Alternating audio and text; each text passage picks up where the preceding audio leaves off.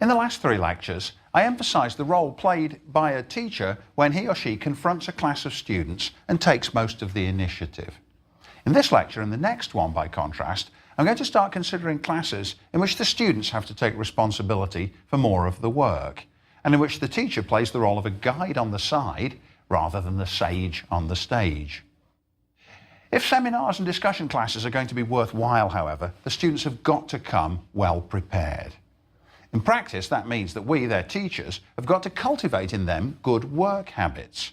And we've got to be inventive in teaching them how to read, how to take notes, and how to think. The most important qualities in a student are willingness to work hard, to not procrastinate, and to avoid distractions. But even with the will, they don't always have the skill. Surprisingly, many of them have never adequately grasped very basic matters, such as effective reading and assimilation of written information and good note-taking. I spend an enormous amount of time as a teacher with students going over texts and helping them to get a clearer sense of what the written words actually mean. That's tough enough, and going on from there to teach them about ambiguity is even tougher. I also spend a lot of time trying to get students to read aloud. They hate it, but I believe that they have to learn that written work, just like speech, has got a tone of voice, and that when they're reading, even if they're reading to themselves, they have to catch that tone of voice in order to be able to understand it properly. After 3 decades of teaching in this country, I'd have to say that there are a few areas of American education that are weaker than public speaking and public reading, which seem to have become almost completely lost arts. This lack's felt keenly in the business world too, to which our students go on. So as teachers, I think we must do what we can to remedy these deficits, because potentially wonderful consequences will ensue. If a student can learn to manage his or her time and be proactive, everything else is going to fall into place. That's probably the single most important thing in every aspect of education, maybe every aspect of life itself. And of course, the reality is that at every stage, education is hamstrung by procrastination. It's one of the most tenacious characteristics of nearly everyone. Any teacher who can persuade his students to complete their work before the deadline, before the last minute, has got almost godlike powers. I've tried all kinds of ways to do it and haven't yet been able to succeed in any of them. I mean, for example, if on the first day of the semester I tell a class of 50 students that their final paper is going to be due on the last day of the semester at 5 p.m., 3 months hence, I know already that at 4 o'clock on the last day of the semester, 1 hour before that deadline, not one of them will have handed in any work. That all of them will come in the last hour, and nearly all of them will come in the last 10 minutes, sometimes with people rushing breathlessly to my office to get there to hand it in just before 5 o'clock strikes. And then there's 1 or 2 sad cases who come in the next 10 minutes because they couldn't quite meet the deadline. Now, there are students who claim that they never do any good work except when they're facing an imminent deadline. And in fairness, I should add that it isn't only the students. Faculty members also are by no means exempt from this problem. A lot of faculty members, in my experience and in the experience of anyone in academic life, faculty members get tenure, and having got the job security which tenure gives, they never quite manage to finish another major piece of work, because now the acute fear of being dismissed and the pressure which that puts on you have gone away. So with the case of procrastination, there are things you can do. Teachers need to create intermediate deadlines to mitigate the problem. If you're assigning a paper, for example, say your outline is due on day 1, your first draft is due on day 2, and your final draft is due on the last day of term. Now, what you're going to actually get then is 3 bursts of procrastination, or 3 eras of procrastination, followed by bursts of activity. But at least by structuring the process in that way, you'll make the students work on the project more than once. If you simply leave it to them to do it whenever they want, most of them won't do any work until right at the very end. Literacy is still the foundation of education. And only students who've read more than the minimum will ever become really well educated. This relates to a point I've made several times in this course, that the really well educated people learn how to educate themselves. There have been acute battles over the past few decades over the question of what students should read, what books should they read, what should be included in the literary canon. And these disputes are made particularly passionate because of the sorrowful knowledge on the part of the participants that very often that the only books the students are going to read are the ones that they're made to read. And I suppose that in those cases, when the students are only ever going to read a few, it probably does make a difference if they're going to read Huckleberry Finn as opposed to Beloved by Toni Morrison. Of course they should read both, but a lot of people aren't going to. And the great culture wars of the 1980s and 90s, which persist into our day, were squabbles over that point. What should the students read in view of the fact that they're not going to read all that much? Now, the immense benefits of the recent teaching technologies, which I talked about in the last two lectures, have been won at the cost of diminishing young people's incentive to read.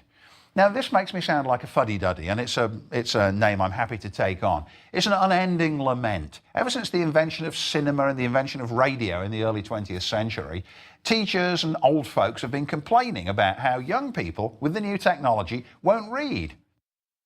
It's a good idea to encourage your students to read away from sources of distractions, to turn off their computers and cell phones and iPods and TVs, or to actually physically remove themselves from those objects and go somewhere else to read.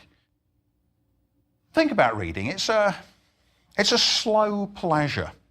You actually need to slow your biorhythm down slightly to read.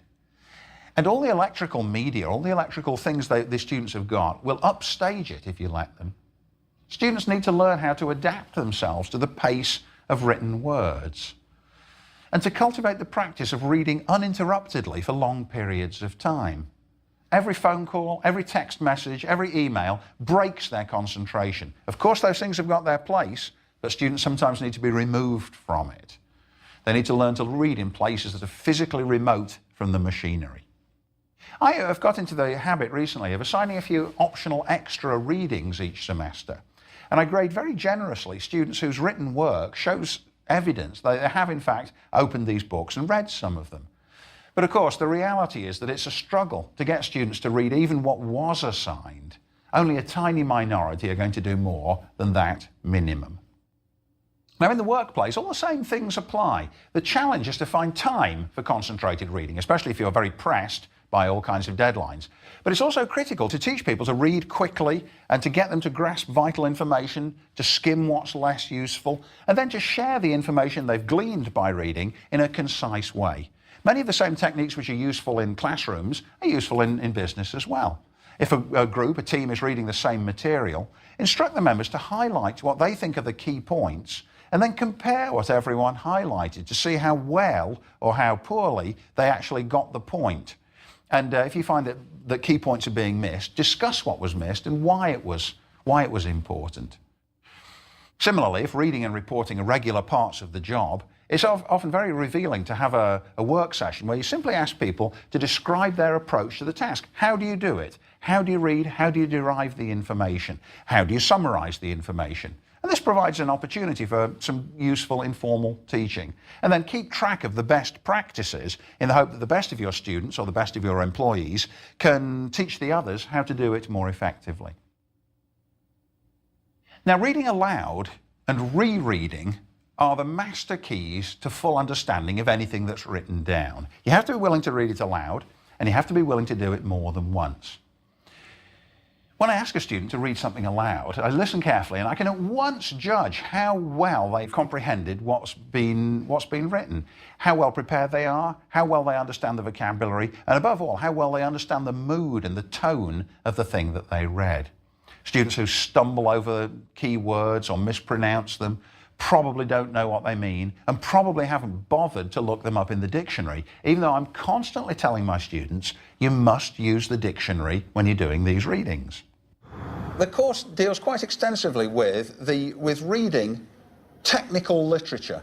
We're going to be reading some fairly technical work in the science of ecology, and it's perfectly reasonable for you not to know the vocabulary. Now, as you're doing these readings, you'll come to words you don't know, and you've all had this experience, haven't you? You get to a word that you don't know, and an angel on this shoulder says, look it up in the dictionary. Yeah? And then a different kind of supernatural being on this shoulder says, oh, don't bother.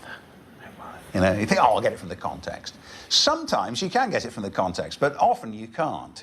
Yeah, I can think of a case where a student read a passage aloud in class, and it included the word lacustrine.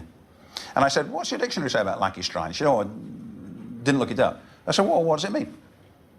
Well, I thought I'd rely on the context. What is the context? Don't know. It actually means related to the ecology of ancient lake beds. Yeah? It's a very, very specialised word. There's no reason why you should know it if you're not a lacustrinologist. But of course, because she didn't know it, she didn't know that she was reading about ancient lake beds, and therefore the whole passage became meaningless. So promise that you'll discipline yourselves to get a little notebook, and every time you come across words you don't know, to write down the word and its definition.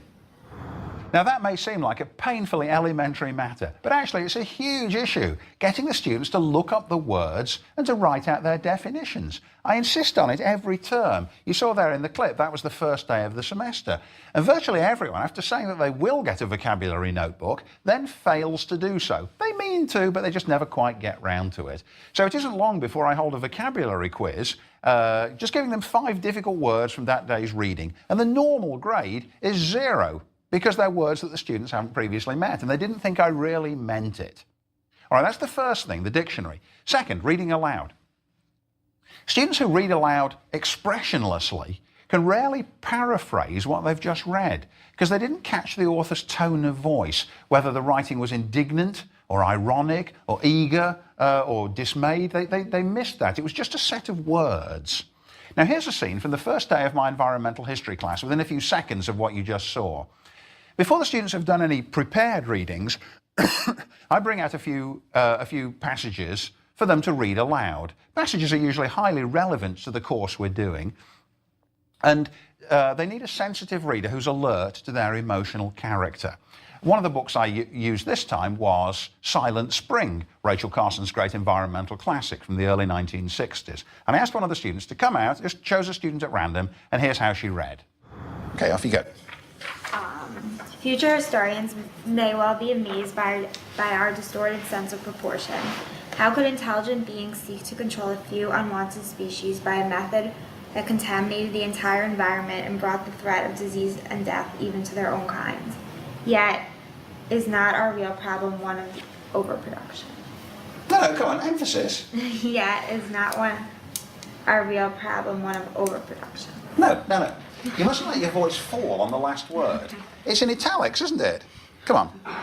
You read that sentence with total conviction. Yet is not our real problem one of overproduction? Yet, it's not our real problem one of overproduction. She's angry, isn't she? She said, how can we possibly be doing this? We're already producing too much stuff. Now, come on, feel it. All right? Yet is not our real problem one of overproduction? Overproduction! Don't be a modest reader. Yeah. And in fact, read the first sentence again and read it to yourself first. Everyone, read it to yourself. Are you a history major? Yeah. Right. So you're exactly the person that Rachel Carson was writing about. You, in the year 2009, are the person that she had in mind. So let's do full credit to her sentence. Future historians may well be amazed by our distorted sense of proportion. Okay, thank you very much. All right. Yeah. Yeah, you can sit down. But listen, everybody, when you read these things, you've got to get the emotion. Future historians may be amazed by our distorted sense of proportion. Well, now, you may think I was excessively harsh with that student. She was shy. She hadn't expected to be asked. It was the first day of class. There was a great TV crew there with their floodlights. All these things made it very, very difficult for her, of course.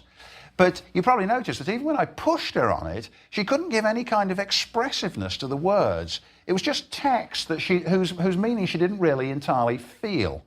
That's revealing, and it's very, very common for student readers. It shows that one of the things you have to do is you have to teach the students that even though it's written there in prose, it still has a tone and it still has an emotional intensity. Getting them to feel that is difficult.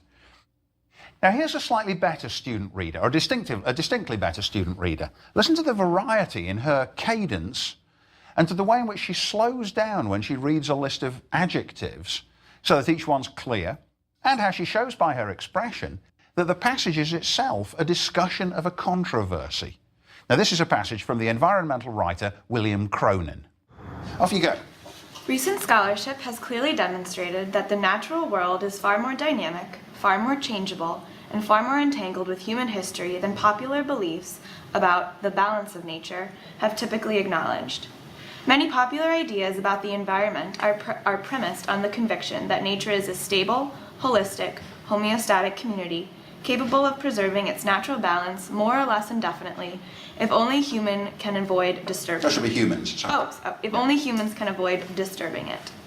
This is in fact a deeply problematical assumption. By the 1950s, scientists were realizing that natural systems are not so balanced or predictable. Furthermore, the work of environmental historians has demonstrated that human beings have been manipulating ecosystems for as long as we have records of their passage. All of this calls into question the familiar modern habit of appealing to non-human nature as the objective measure against which human uses of nature should be judged. Excellent. Can you paraphrase that? That nature is far more changeable than, I guess, we or environmentalists in general have given it credit for, and it's been kind of a popular theory to blame humans for that change when really it could just be sort of cyclical. Good. So, what was the old theory which Cronin is complaining about? That nature would be perfect and non-changeable if only humans would stop. That's right. Fiddling Have you ever heard that phrase, the balance of nature? Yes. Yeah. I don't think it's a coincidence that she was able to paraphrase it fairly well. The meaning revealed itself as she went along, so to speak. And she clearly grasped what she was saying rather than simply sounding out the words as they came to her eyes one by one on the page. Now, this same technique of reading aloud and paraphrasing will be equally useful in any environment, any teaching environment, including the workplace. It's vital to find out whether people really understand key directives, changes in protocol, and so forth. And this is one of the things to work on, and one of the ways to develop reading and comprehension skills. Very basic, but very, very important. As you can imagine, people who read aloud expressionlessly are never going to catch an author's deliberate ambiguities or ironic overtones, and their sense of language is correspondingly impoverished. Another text I often work on teaching American history is the I Have a Dream speech by Martin Luther King. Early on in the speech, he actually quotes the words of the song, My Country 'Tis of Thee, which includes the line, let freedom ring. And from then on, throughout the whole of the rest of the speech, periodically, King comes back to this, let freedom ring from the mountains of Colorado, let freedom ring from the great Alleghenies, and so on. Now, it's very interesting the way he does it, because if I say to students, do you ever say, let freedom ring? And they suddenly think, oh no, I never say that. And so then I asked, well, so why does he say it? And gradually they realize, he's referring back to the song, but he's also comparing freedom with the sound of a bell. Yes? Which bell? The Liberty Bell. He never mentions the Liberty Bell, but implicitly it's there all the time. That's a lovely example of ambiguity within the rhetoric, but that you, the reader, have got to catch on to that, even though he doesn't explicitly say it. Now, this means, of course, that the reading aloud exercise gives you at least 4 things to work on. Vocabulary, the dictionary, meaning, what's the author actually saying, the tone in which it's delivered, and then the secondary meanings, the ironic overtones or the ambiguities. There's a lot there, and there's a lot to work on.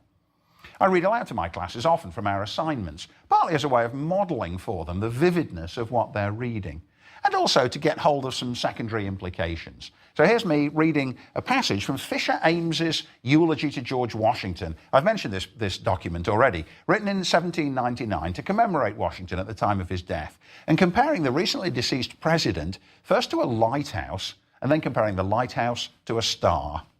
So he makes this comparison of Washington with a lighthouse on a dreary coast. Yeah? In all this dreary length of way, they appear like 5 or 6 lighthouses on as many thousand miles of coast.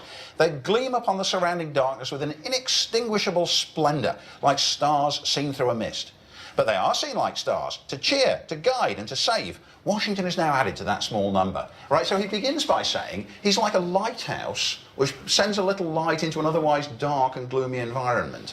But then, in that last paragraph, which you've already all picked up on, he says he's not just like a star, he really is a star. He kind of escalates the metaphor. He starts with a light which is like a star, and ends with him being a star. Yeah, and of course that's an unconscious echoing, or maybe it's a conscious echoing, of the tradition that the great ones became constellations. You know, they ascended into the heavens. If you think about the mythology of how the constellations were created, there's usually some mystical story, isn't there, about the very greatest people. Here's another recurrent struggle with reading and comprehension. If a student can't put the sense of a passage into words, my view is that the student hasn't really understood the passage at all. Quite often I say to a student, can you explain that? And the student says, well, I know it in my mind, but I can't actually put it into words. To which my rejoinder is, if you can't put it into words, you haven't really understood it. They've got to learn how to be much more articulate than they are at the beginning. So your job as a teacher is to isolate the ideas, the words, the phrases, the implications that the student didn't grasp. No matter what the environment, it's a vital element of teaching to improve your students' reading skills. It's really the very first of all jobs. Now, students who read their assignments twice will understand them much better and they'll retain a memory of them longer. I often say to students, read it twice. And they look at me with a look of mixed pity and contempt, the idea that they'd actually read it twice. It's very, very useful to read it twice, particularly with the kind of reading they're asked to do in courses where the work is difficult, whose technical and idiomatic characteristics are so unfamiliar. But of course, that's why you need to give yourself a reality check. It's very hard to get them to read it once, let alone twice. There are some distinguished exceptions, but not all that many. Now, the next thing is note-taking. You need to teach your students how to take notes. Some of them are good at it, but many aren't. Like reading well, note-taking is a skill. And it's important not only to performing well in school and college, but throughout life. Being able to accurately summarize in note form a complicated lecture or a complicated argument that an author has made. When I give a lecture these days, I usually distribute an outline. And for the last few years, since I started working with the teaching company, I've used the outline style which is favoured in the teaching company's booklets. That is, you begin with Roman numeral 1, the main theme. Then indented you have capital A, the subordinate theme, and then Arabic numeral 1, the detail. I'll give you an example here. Roman numeral 1. The Cold War confrontation with the Soviet Union was the principal issue in American foreign policy between 1945 and 1990. That's the general statement, that the Cold War dominated foreign policy. And then indent A. It entailed the creation of a worldwide system of alliances. Further indent, Arabic numeral 1, NATO, the North Atlantic Treaty Organization, coordinated the Western European nations. That's a detail of A, which is itself a detail of Roman numeral 1. And then 2, SEATO, the Southeast Asian Treaty Organization, coordinated America's South Asian allies. Primary indent B. It involved the United States in proxy wars. Second indent, Arabic numeral 1, the Americans' intervention in Vietnam was ultimately caused by fear of Soviet communism.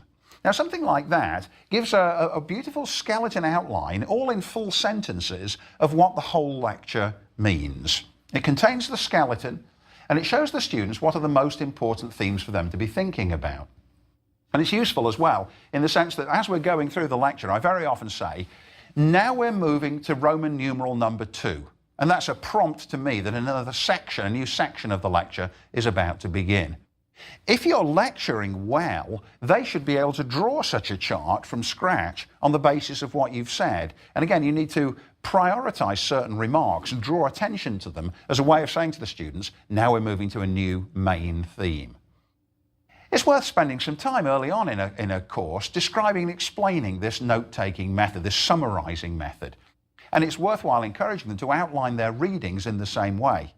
You give a lecture and you give the outline and you show them how it works, and then you say, now, as you read this book or as you read this article, make a comparable diagram of it with the main points, the subordinates and the double subordinates. It's a good idea too sometimes to offer a diagrammatic version of one lecture and then assign them the job of doing other comparable sorts of diagrams. Let me show you, for example, the Cold War diagram I've got here. If the Cold War is the principal issue which the students are talking about, you can divide the the historical reaction to it, on the one hand into domestic implications, and on the other hand to foreign policy questions. Then you can subdivide the domestic things into anti-communism, McCarthyism, the growth of the military-industrial complex, which even President Eisenhower eventually became anxious about, and the growth of the armed forces bases throughout the United States. Those are clearly domestic implications. On the other side, the foreign policy ones, some of which were military and some of which were diplomatic. Now, with the military ones, you can see here that on the diagram, I've drawn a dotted line between the military, which is a foreign policy thing, and the growth of armed forces and bases at home. So the dotted line shows that there's a connection between them. It's the same people, sometimes in the United States, sometimes in Germany or Vietnam. And then you can go on from there, looking at the way in which various parts of the course you're teaching or various parts of the lecture you're giving are subdivisions of these general areas. And the diagram as a whole can be the basis of either the summary of one lecture or sometimes even the summary of an entire course. And you can set students the assignment of diagramming the course to show how its various components relate to one another. That's another very, very valuable note-taking activity, which gets the students into the habit of thinking about concision in summarizing the work that you've done. Other techniques of note-taking, there are many of them. One idea is that when the students are reading a book, as soon as they end a chapter, they should write a one-paragraph summary of that chapter. Or as they do a reading, they should write one line to summarize what's on each page. So if it's 100 pages long, at the end they've got 100 lines of notes. And then ideally, the reading of those notes will give them a very good recapitulation of what the reading said. That kind of thing. Exercises like these have the added benefit of helping students to begin to understand the process of converting what they read to writing about it intelligently. You might also collect students' notes at random to see if they're recording the most important information and if they're understanding the most important material.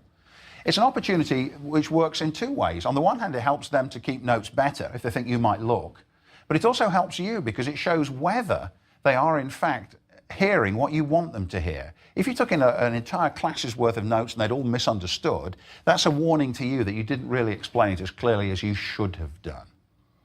Now, we've got lots of studies to show that note-taking increases attention in class and that reviewing notes increases retention. So it's worth doing in that sense as well. I'm a little bit out of the educational mainstream in that I lament the decline of rote learning and recitation. These used to be absolutely standard elements of Western and American education, for centuries, in fact. These methods went out of favour because they left so little room for creativity.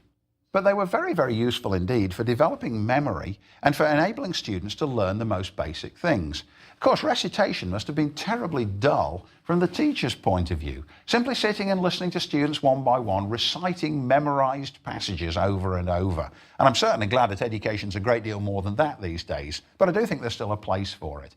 It may very well have been that the teachers were so bored by this, so dismayed, that it was they who stimulated the movement to make education more lively and more varied. We do still give memorization a kind of grudging respect. Every kid has just got to memorize the alphabet and memorize the multiplication tables. And incidentally, I can't help noticing that a lot of our students, when it comes time for the exams, this is exactly what they actually do. They memorize the work. And usually they can't hold on to it for very long. They gorge and then they purge. But that's instinctively the way in which they set about this kind of learning.